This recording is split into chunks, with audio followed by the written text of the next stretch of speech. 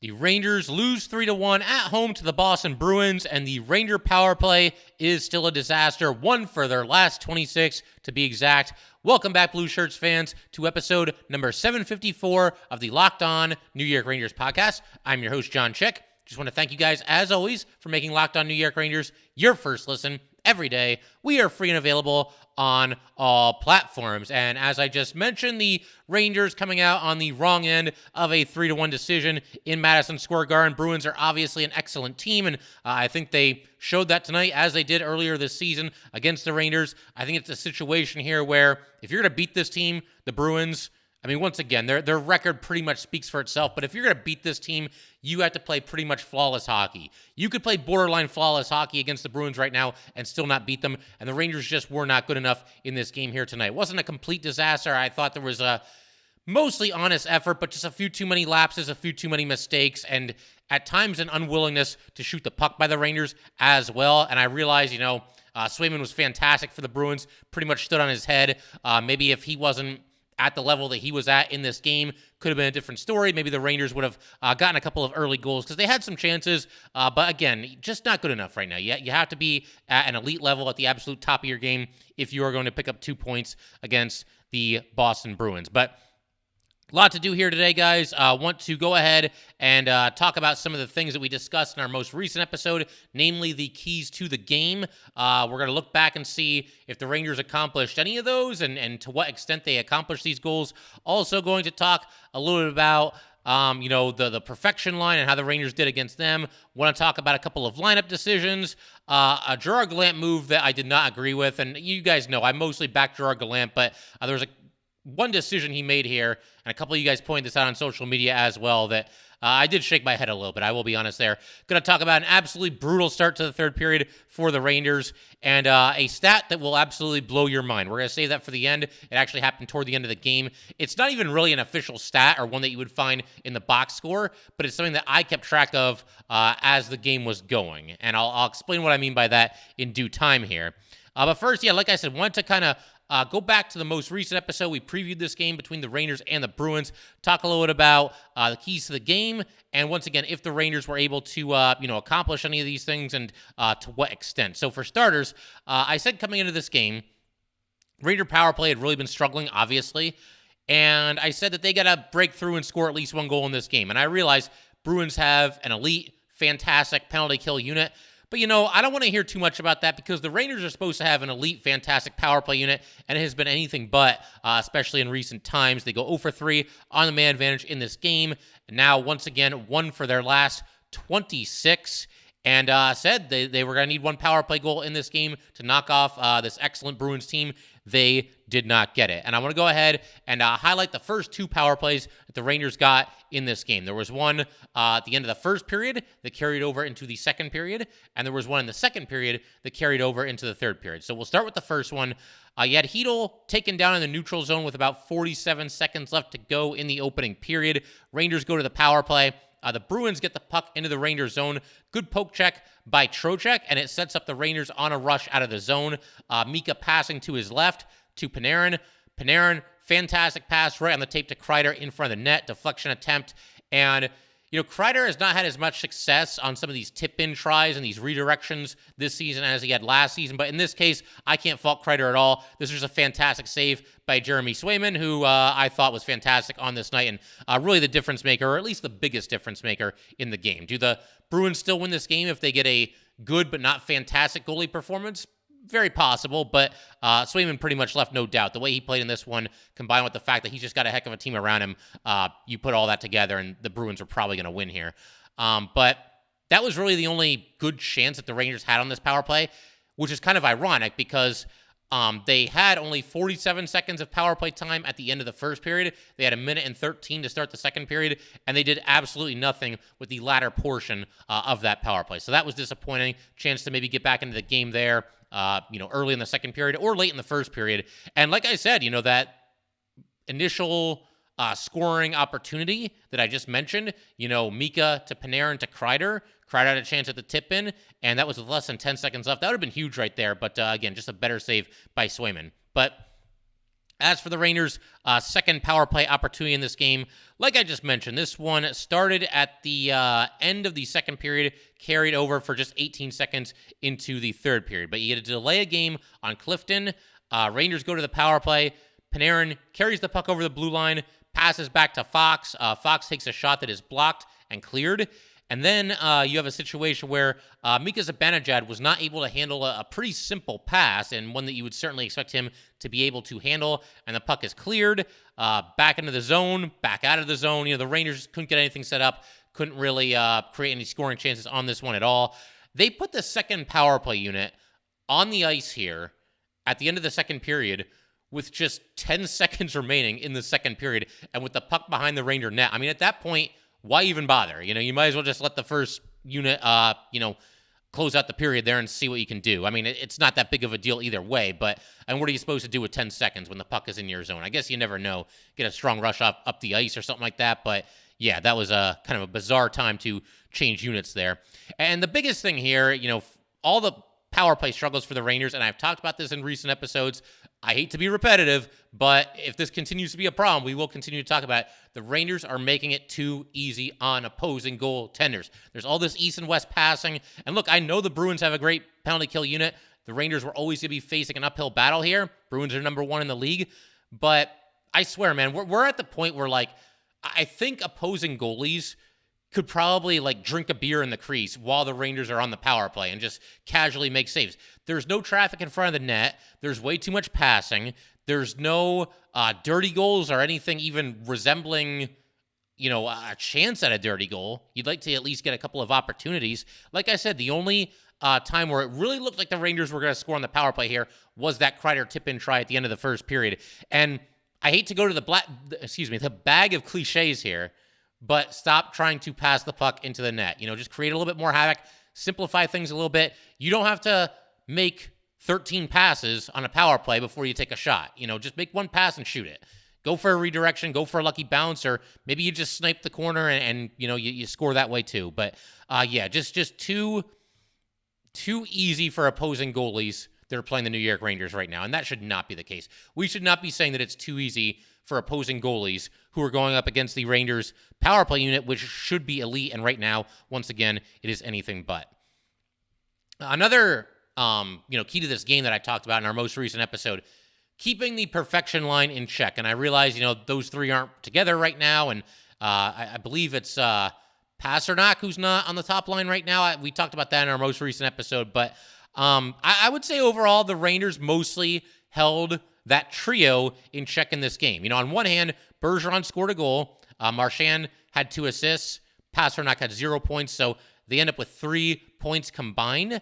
But there was never really a time in this game where I felt like that trio was, really taking over, really imposing their will, just creating all kinds of havoc or anything like that. They had a 5-on-3 power play opportunity, and a long one, too. I mean, about 1 minute and 45 seconds or so, and they were all on the ice for a good chunk of that, and the Rangers held them off. Some good saves by Igor, some great penalty killing.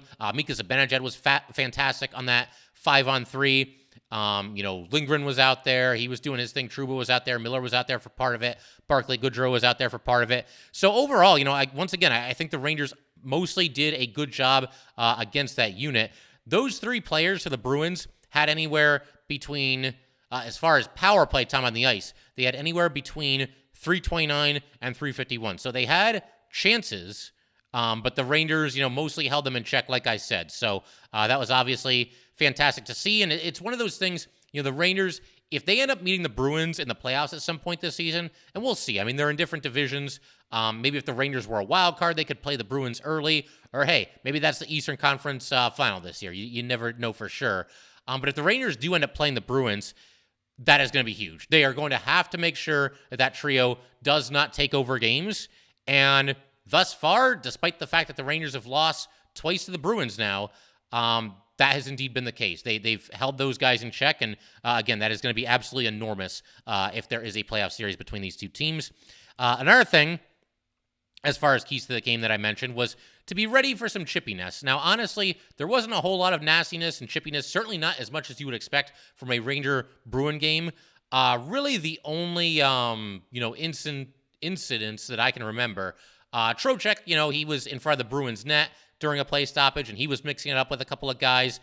He later came together with one of the defensemen, Lindholm, and they were getting each other's face a little bit. Besides that, there wasn't a whole lot of it. And honestly, I think the Rangers, maybe they should have brought a little bit more of that to the table. A little bit more fire, a little bit more intensity, a little bit more nastiness. That's not to say the Rangers were completely sleepwalking through this game, because I don't think that was the case. They got a lot of scoring chances. Swayman, like I said, he was just on top of his game in this matchup here.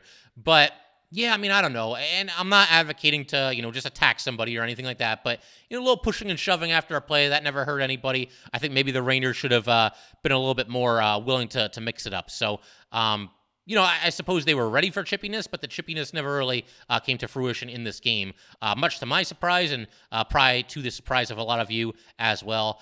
And something that I mentioned is also, as far as a key to this game, I wanted Madison Square Garden to have like a playoff feel to it in this game.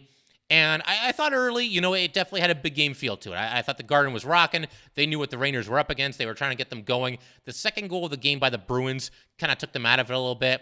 Then, of course, they make it 3-0. When Ben Harpur scored, though, in the third period with about 4 minutes and change to go in the game, I thought everybody kind of came to life again, and they were rocking down the stretch, was the Madison Square Garden faithful. So, yeah, overall, like I said, the Rangers just didn't do enough of the things that they needed to do to end up winning this game. And you see the result. It's a 3-1 home loss to the Boston Bruins. But we're going to keep everything rolling in just a second, talk about a couple of lineup decisions, some in-game decisions, a brutal start to the third period, a mind-blowing stat, and a whole bunch of other stuff as well. We will do all that in just a second. But first, gotta let everybody know, today's episode of Locked On New York Rangers is brought to you by Built Bar. Looking for a delicious treat, but don't want all the fat and calories? Then you gotta try a Built Bar. What makes Built Bars so good? Well, for starters, they are covered in 100% real chocolate. That's right, real chocolate. And they come in unbelievably delicious flavors like churro, peanut butter brownie, and coconut almond. I'm not sure how Built does it, but these bars taste like a candy bar while maintaining amazing macros, and what's even better is that they are healthy. Only 130 calories and 4 grams of sugar with a whopping 17 grams of protein. And now you don't need to wait around to get a box. For years, we've been talking about ordering your Built Bars at Built.com. Now you can get them at your local Walmart or Sam's Club. That's right.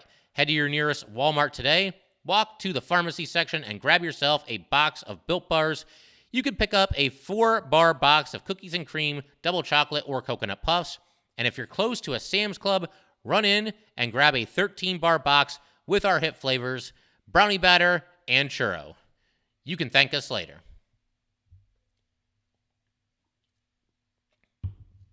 All right, we just want to go ahead. Thank you guys, as always, for making Locked On New York Rangers your first listen every day. We are free and available on all platforms. So I wanted to talk a little bit about a couple of the Ranger lineup decisions, couple of minor surprises going into this game, but nothing too crazy. First and foremost, Chris Kreider back in the lineup for the Rangers. He missed 3 games, and I thought the Rangers missed him pretty terribly while he was out. As far as this game, he didn't really have a standout game. He had the one scoring opportunity that I already mentioned, and there was an incident where he took a terrible offensive zone penalty. The Rangers lost the faceoff, and look, I get that you're trying to get the puck and you're trying to make things happen, and I'm sure Kreider's all fired up and ready to go for this game, having missed a handful of games. But to take a holding penalty in the offensive zone just because you don't win the faceoff, that's not a good way to go. We saw Lafreniere do that not too long ago, and the Rangers just kind of in general recently taking some indisciplined penalties. We don't want to go back to that. Even in this game, Lafreniere took another penalty that was not necessary. I thought Trouba was either a hook or a trip in the neutral zone. He didn't really need to do that either. So the Rangers need to get away from that. And obviously they've overall played well recently, but we don't need to go back to 2 years ago, 3 years ago, when bad, unnecessary, undisciplined penalties were basically a way of life for the New York Rangers, and just trying to overcome that on a nearly constant basis. We certainly do not want to go back to that, and I don't think we will, but it's one of those things that the Rangers need to nip it in the bud before it becomes a problem here. Second line, left to right, Panarin, Trocheck, and Kravtsov. That's at least how they started the game. More on that in a second. Third line, Lafreniere, Hedl, and Goodrow. I thought that line looked good at times, especially early in this game. But again, the Rangers, A couple of opportunities here and there, they just could not solve the goalie. And then the fourth line, left to right, Vesey, Lecision, Brodzinski, Sammy Blais was the odd man out. Coming into this game, I thought that maybe they would just take Lecision out of the lineup because he's kind of the new guy. I was actually happy to see him back in there, and he came pretty close to scoring his first goal as a Ranger. There was a situation where Johnny Brodzinski gained the blue line, went up the left side, showed impressive speed here. I think Brodzinski has somewhat underrated speed. He shows some bursts from time to time, but, good speed, got the defenseman to turn around, made a centering pass to his right for Lecision, and Lecision went for the tipping goal. That was also turned aside by Swayman. Again, he was on top of his game, and I think you certainly have to tip your cap at least a little bit. Would have been nice to see the Rangers get a couple of pucks by him, but once again, he had his A game. And if we're going to talk about the Ranger lineup, then we also have to talk about the seemingly inevitable in-game lineup changes. And they didn't go nuts with it in this game here tonight. The only change that I noticed is that Jimmy Vesey moved from fourth line left wing to second line right wing, and Kravtsov did the opposite. You basically had Vesey and Kravtsov switching positions, switching spots in the lineup. I get it to an extent. Vesey's kind of that guy that's moving all up and down the lineup, honestly, you could say that about 5 or 6 different Rangers at this point. But Vesey's certainly somebody who's done that quite a bit this season. And, I guess he wants, Vesey up there for a little bit more grit on that line with Panarin and Trocheck, I suppose. A little bit more defense as well. But the Rangers were trailing when they made this move. So, to go with the better defensive combination, I get it to an extent, but you're trying to come back. You're trying to win, and I thought Kravtsov looked okay in this game. He had one really good scoring chance. Trocheck passed to Kravtsov. Kravtsov wound back. One-timer was once again stopped by Swayman. But, yeah, I don't know. It's not a line change that I think means that the sky is falling or anything like that. It's just one that felt a little bit unnecessary, and it doesn't feel like Kravtsov can get through an entire game on that second line. And again, if the Rangers are up by 1 goal late in the game and they're trying to protect that lead, that's when I can at least understand, the decision to, move Kravtsov off of the second line and go with a Jimmy Vesey or go with a Barclay Goodrow, one of these guys that's known as being, a strong defensive forward. In that situation, I understand it, and honestly, I'm kind of for it. But when the Rangers are trailing, if you're going to take Kravtsov off of that line, then I don't really see the point in even starting him there, They need goals, they need offense, and if you don't believe that Kravtsov can do that, he's not a defensive specialist, so why is he even there in the first place? I think that's a fair question to ask. I'd like to see Kravtsov, you can argue that maybe Kravtsov shouldn't even be in the top 6, and I'm sure there's certain people that would argue that, but if he's going to be there and you're trailing in the game, then just let him finish a game. Let him finish one game on the Panarin line, also with Trocheck. We'll see if the Rangers do that at all moving forward. We shall see. Another move that a couple of you guys pointed out on Twitter, from what I could see. Second period, Rangers down 2-0. About 4 minutes, about 4:30 to go in the second period, give or take. And there's an icing against the Bruins. And the Bruins, all of their skaters have been on the ice for an extended period of time. They were kind of gassed. And for some reason, the Ranger fourth line takes the ensuing faceoff.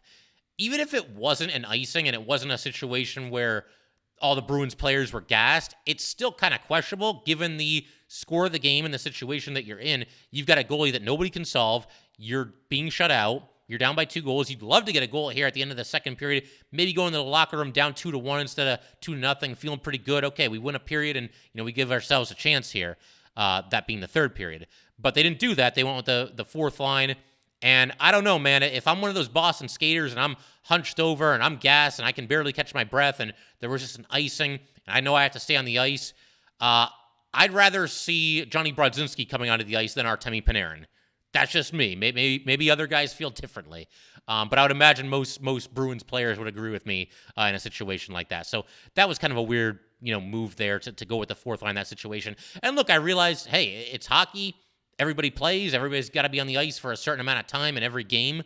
Guys that are dressed, they all play. And maybe the plan was that the fourth line was going to go out there, but I think you have to adjust that plan for a situation like this. Again, they took an icing.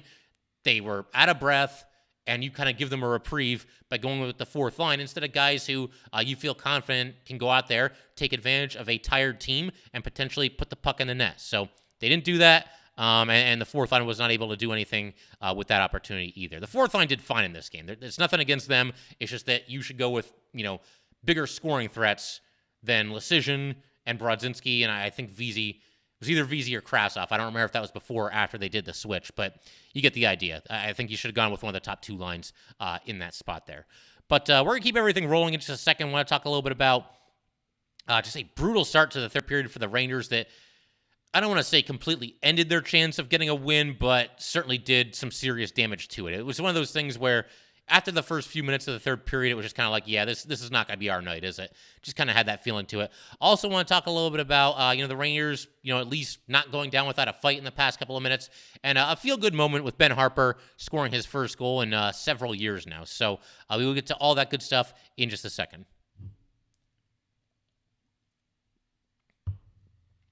Okay, so third period.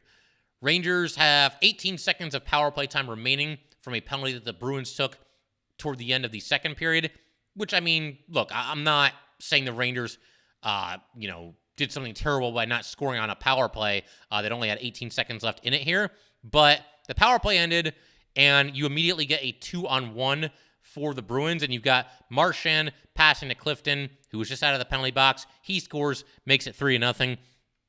And Kreider had a rough start to this period here. An errant pass when the power play was still going from left to right. And also, there was a situation right after this, tail end of the power play. Just a couple of seconds left.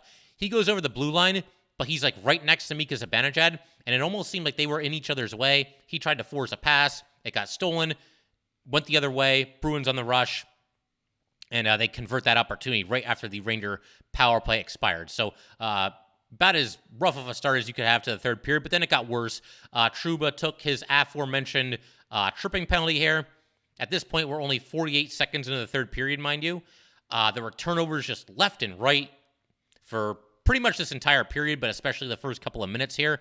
And then another penalty on the Rangers right after that. The Rangers were able to kill off the penalty against Trouba.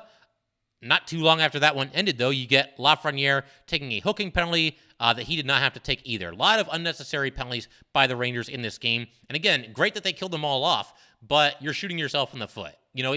Even if you kill them off, you're still giving them opportunities, and you're still derailing, your own momentum because you're back on your heels killing penalties instead of, attacking and doing everything you can to work your way back into this game. So the Rangers kill it off, but again, it doesn't change the fact that they're taking some bad penalties in the last handful of games here.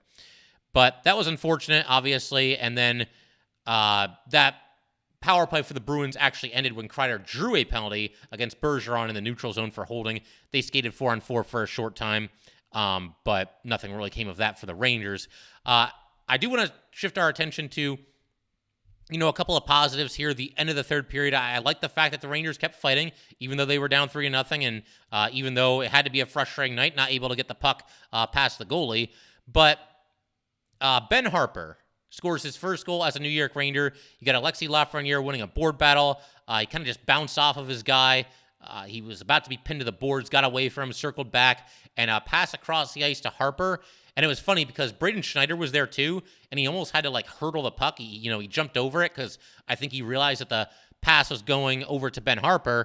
And then you get Harpur taking a shot from the blue line. Hedl was in front of the net, but he didn't touch it. Went through Swayman clean, went in, and that was Ben Harpur's first goal since December 1st, 2018, with the Ottawa Senators against the San Jose Sharks. So big congratulations to Ben Harpur, somebody who's come in here and, he's not performing at a superstar level or anything like that, but what he has done is sort of solidified that third pairing. Hayek got his chances early in the season. Zach Jones got his chances early in the season. Neither one of them truly took the bull by the horns, and, I think Ben Harpur's outplayed both of them. There's part of me that would rather see somebody like Zach Jones in there because he's the prospect and he's got the upside, and, maybe you just go through some growing pains with Zach Jones. But by that same token, the Rangers want to win games, and Ben Harpur, I think, is pretty clearly outplayed the both of them. And you never know what the Rangers are going to do at the deadline. They could still add a defenseman. But for the time being, Ben Harpur doing a solid job here. And that had to be very gratifying because he's, bounced around the league quite a bit and, spent some time in the AHL. But to finally, solidify something of a role for himself with the Rangers and score a goal here, got to be feeling good after that one. And I think the Ranger players were feeling good for him after this one as well. And as I mentioned earlier in the episode, this kind of woke the crowd back up. They hadn't really had a whole lot to cheer for in quite some time. And the Rangers are swarming on the next shift. You had Kakko passing to his left to set up Ryan Lindgren. Lindgren with a shot. Another really nice save by Swayman. How many times have I said that in this episode? But, that's kind of what it was tonight. That's kind of how it went. The Bruins take an icing with 2:50 remaining in the game. The Rangers call their timeout.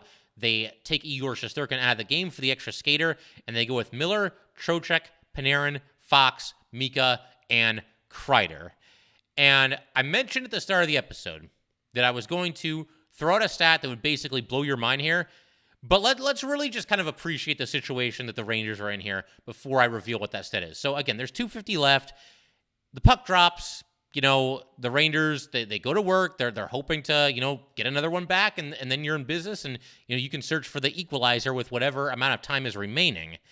But, we're getting down to about 140 left in the game, 130, 120, and the Rangers will not shoot the puck. They just keep passing and passing and passing and passing and passing.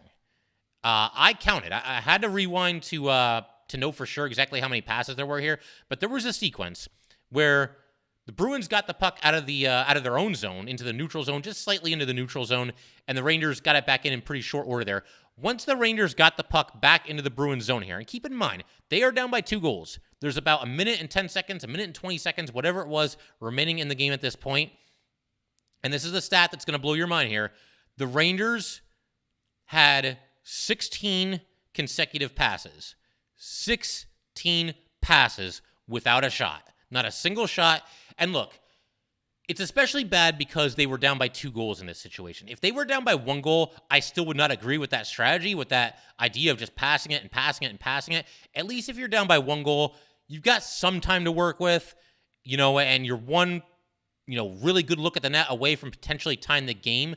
So in that situation, I don't agree with that strategy, but I could at least understand it a little bit. You're trying to make all these passes, open up a shooting lane, give somebody a high percentage scoring opportunity. But in this situation, you're down 3-1. You're chasing 2 goals. You need to put the puck at the net. You're not going to win many games in this situation down by 2 goals. Let's just be honest here.